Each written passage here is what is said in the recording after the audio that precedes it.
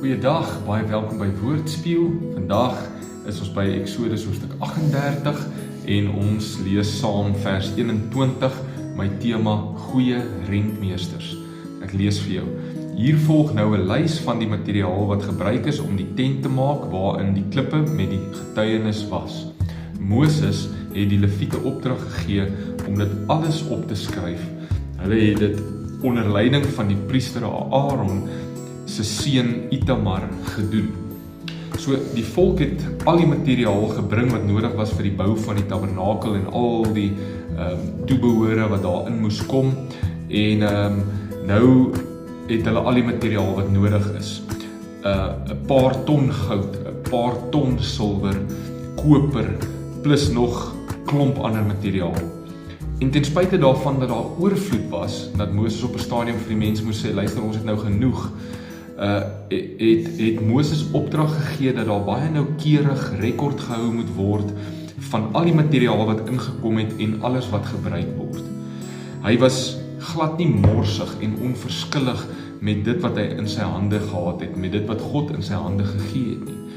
Moses het gebudget, hy het rekord gehou, hy was 'n goeie rentmeester gewees.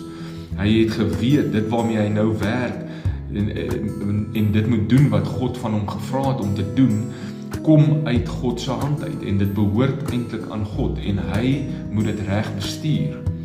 God vertrou aan my en aan jou ook hulpbronne toe om die roeping uit te leef waartoe hy ons roep. Geestelike, materiële voorsiening. God verwag ek moet 'n goeie rentmeester wees met dit wat hy gaan my toevertrou. My tyd, my geld, my verhoudings, geleenthede. Ek kan nie morsig met dit wees nie. Ek kan nie net dink ag, daar sal maar nog kom nie. Nee, ek wil getrou wees. Ek wil effektief daarmee werk.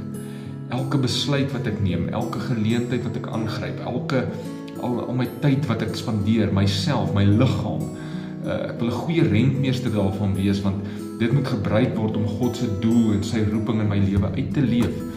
En net soos wat Moses hierso die voorbeeld is, moet ek noukeurig daarmee werk. Alles wat ek het behoort aan die koning. Hy voorsien vir my genoeg van dit wat ek nodig het vir my roeping. So ek kan ook nie dink ek het te min nie. Dit wat ek nodig het, het ek. Ek moet dit net reg bestuur. Kom ons vra die Here vir wysheid en insig en kennis om dit te doen. Kom ons bid saam.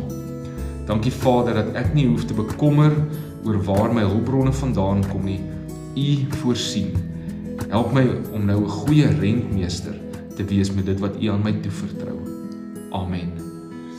Mag die Here jou seën, geniet jou dag, tot volgende keer.